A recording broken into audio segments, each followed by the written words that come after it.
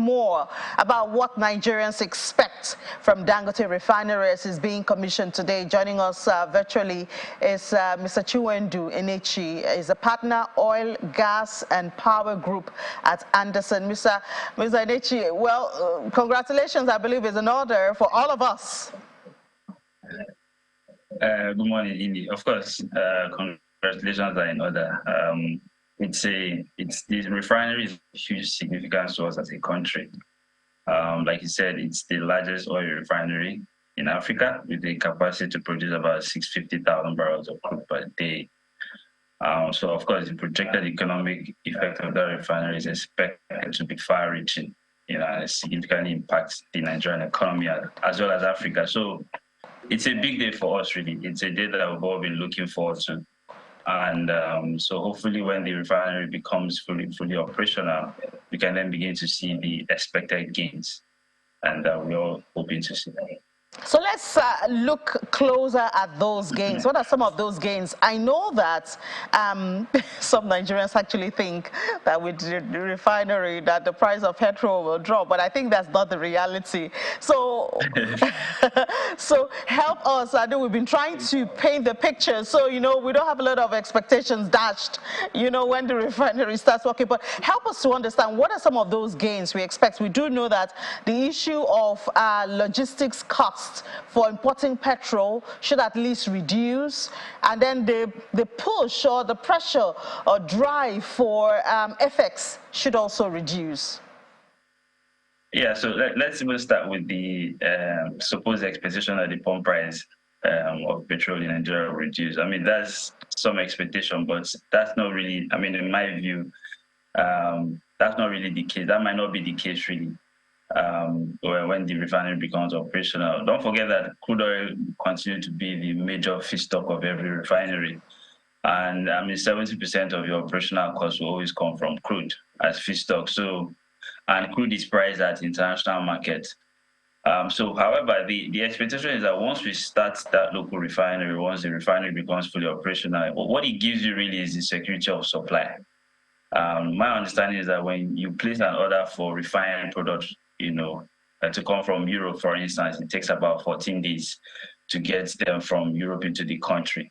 So what then happens is that any glitch with weather, in the war situation or something, anything that happens, of course, that delivery date then becomes or could be extended, which leads to other issues. But once we have the refinery here, the product becomes very close to you. And then the issue of energy security becomes much more assured. So in terms of the pump price, I don't really see much reduction.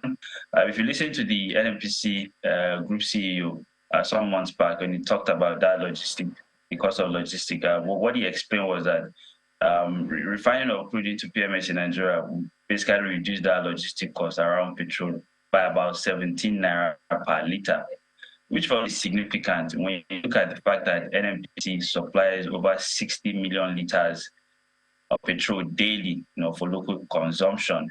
At 17 naira per liter, reduction in logistic costs, that would translate to about maybe 1 billion naira savings daily.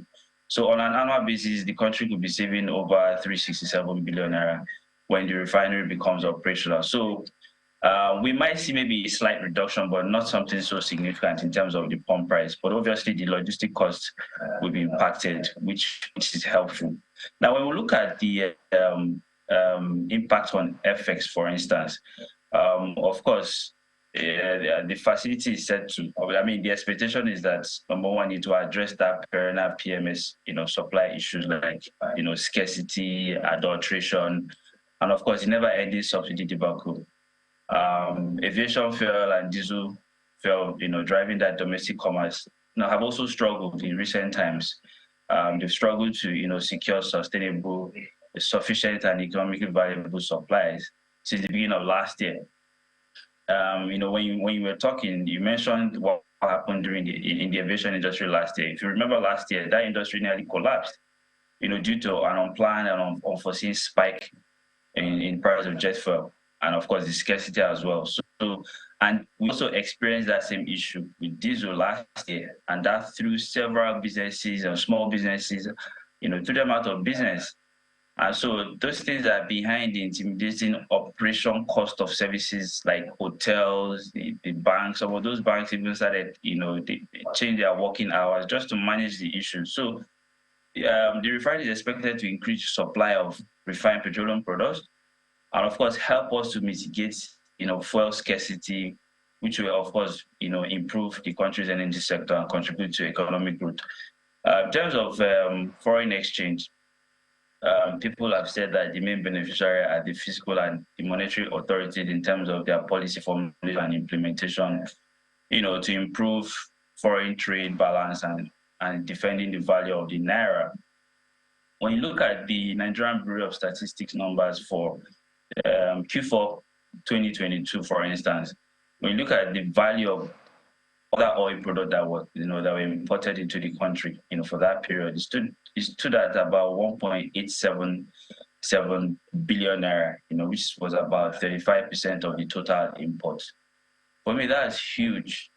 If you look at that number as a whole, it puts a lot of pressure on the CBN's mandate of defending the naira if we're having to import that much of other oil products.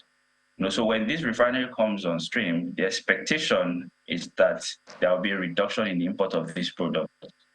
Of course, that will then also have some little, impact on the balance of payments, which will stimulate economic growth. Yeah, but mind you, yeah. Go ahead. Mind you, we don't expect the gate price of product from the refinery to be priced in local currency. Exactly. So that's what I wanted to say. I guess it's very important to also bring that up because, even the 300,000 barrels of oil, which the NNPCL is selling to Dangote, I believe it's still priced in dollars. So everything around... That would be my expectations, yeah. So that would be my expectation, really, except if they have some form of arrangement to sell crude in naira, which I don't know. I don't foresee that. So the refinery gate price will still be will not be denominated in naira. But there is substantial foreign exchange savings that could translate into some massive reduction in the pressure on the CBN to defend the naira. If you look at the landing cost, for instance, if you take a look at the foreign exchange component of that landing cost, you have things like that's before you do over and under recovery, which is the subsidy thing. You have things like freight charges, traders margin, or maybe $10 for every 30,000 metric ton, ship-to-ship charges, receipt losses, MPA, demurrage charges, after 10 days, and then of course the MPA handling cost. These are all priced in forex, and then of course you talk about the cost of the stock financing for imported product, and so many other things. Some people have looked at it to say, look, these components actually comprise about 27% of the total pump price of any petroleum product. They have impact. So when you put this into financial terms, you realize the amount of money that would have been brought to the foreign exchange market to buy forex, settle, this cost. Obviously that then has impact on the foreign exchange market. So the refinery is said to, or is expected to reduce the pressure on foreign exchange demand in avoidable cost.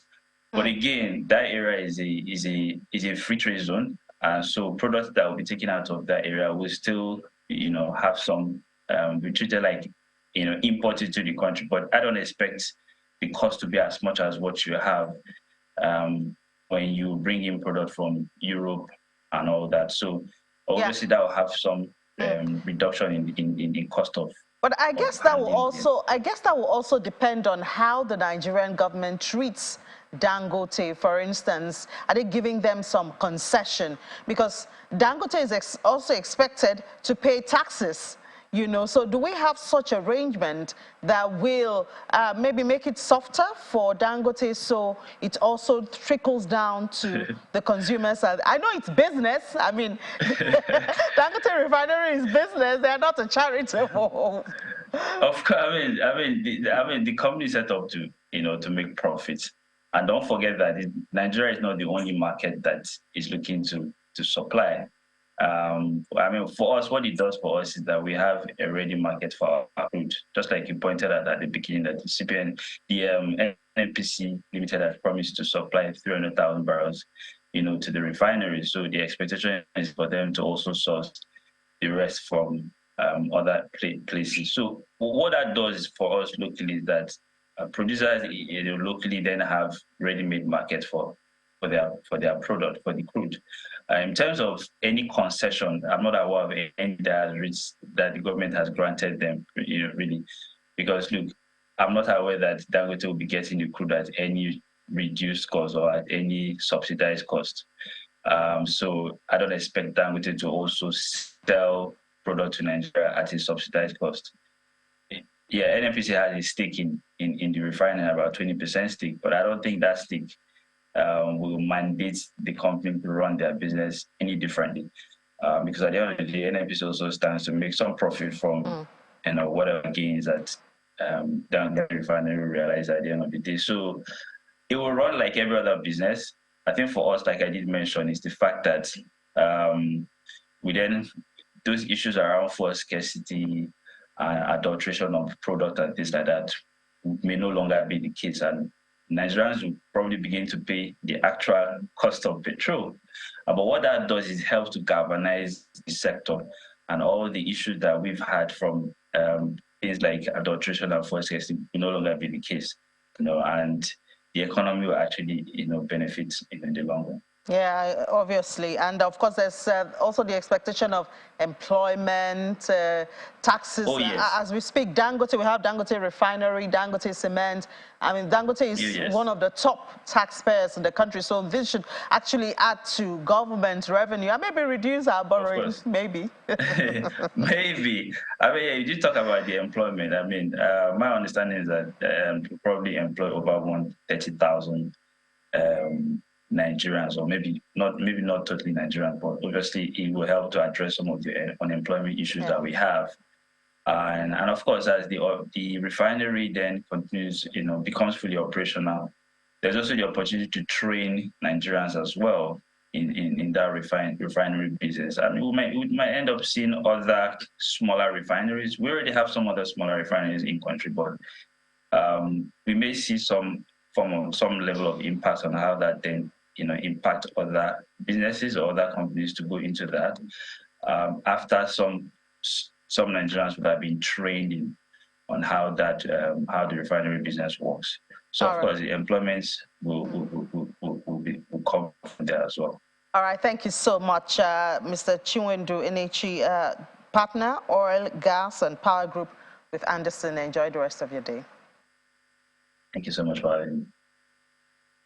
All right, now, refinery is a big deal today, is a major thing, but there are other businesses. One of that is a car swap by GAC Motor, so GAC Motor. If you had one, then you can swap for a new one, and let's see how it works.